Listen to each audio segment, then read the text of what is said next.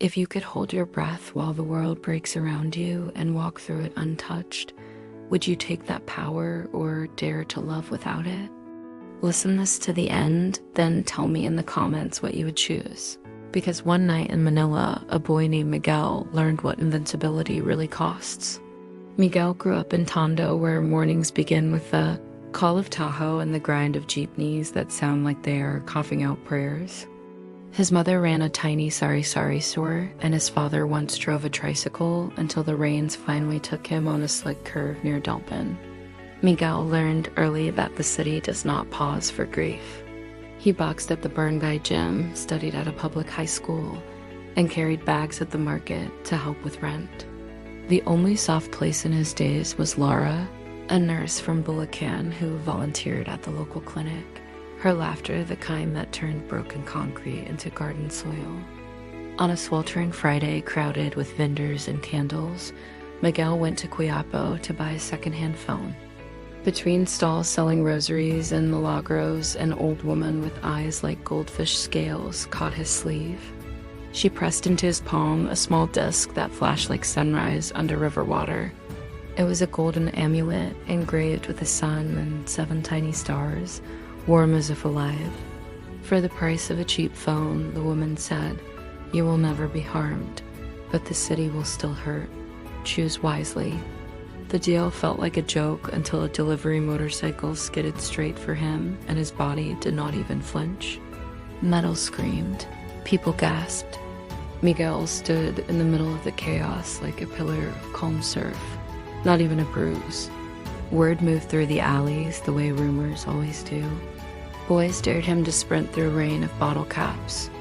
He passed beneath a scaffolding collapse that should have crushed him and walked out dusted with cement like flour on warm bread. A knife in a nighttime mugging snapped on his shirt, and the would-be thief ran, whispering Santo. Miguel laughed at first, but Laura did not. She touched his chest where the amulet hung and asked what price he had paid. He said only pesos. She shook her head. In every story there is a hidden bill, she said. Be careful. Power is addictive because it feels like relief. Miguel leapt between quarrels, broke up fights because nothing could land on him, stood in front of a trembling store owner when drunk men tried to throw bottles. Videos of his bravery traveled from phone to phone. People commented that angels walked Tondo. Others said he was a demon. Lara kept asking him to rest. He found he did not need sleep as much. He found he did not cry when an old neighbor passed away. Tears rose and then seemed to hit glass and run back down. The amulet kept his skin safe, but a silence began under the rib cage that he could not name.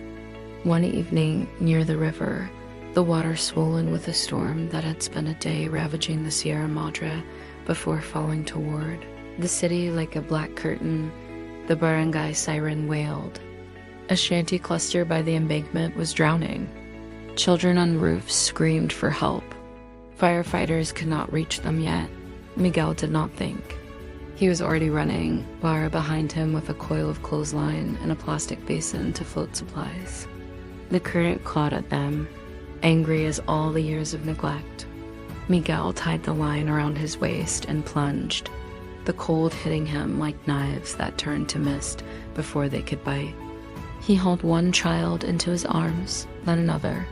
People cheered from the floodwalk. No one noticed Lara stumble, swallow water, stand again, stubborn and shaking. On the last trip, a mother clung to a door with her baby. The door jerked loose and spun. Lara grabbed the other end of the line and braced her feet on a signpost. The current yanked. The amulet throbbed against Miguel's chest. He reached the mother and the baby and pulled them close. The rope screamed. The signpost bent. A floating refrigerator smashed into Lara's legs, and she cried out. She was not invincible. He looked back, the flood swallowing everything but her face, white with fear yet still holding the line like a vow. In that second, the old woman's voice rose in his memory. The city will still hurt. Choose wisely. He understood. Invincibility had drawn a shell around him that kept out pain, and with it, the ache that makes love real. He could keep saving bodies while drifting away from every heartbeat he cherished.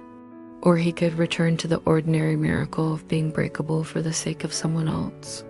Miguel tore the cord from his neck.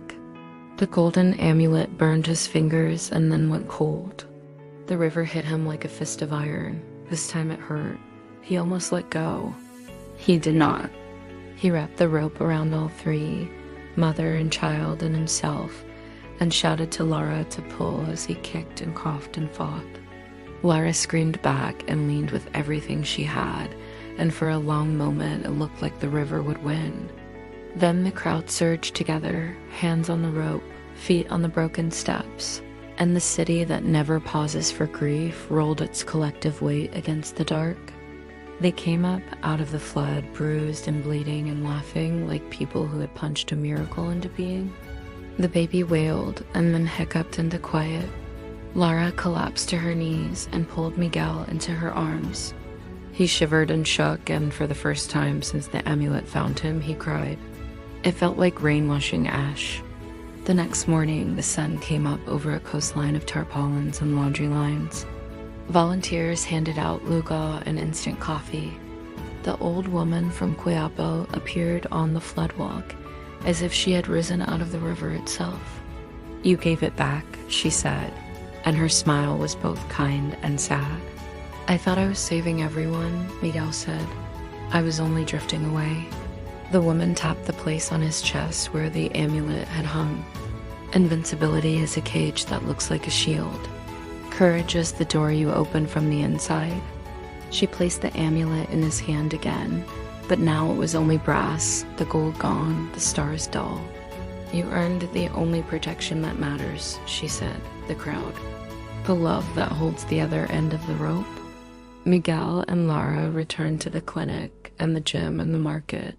He still broke up fights, but with words first.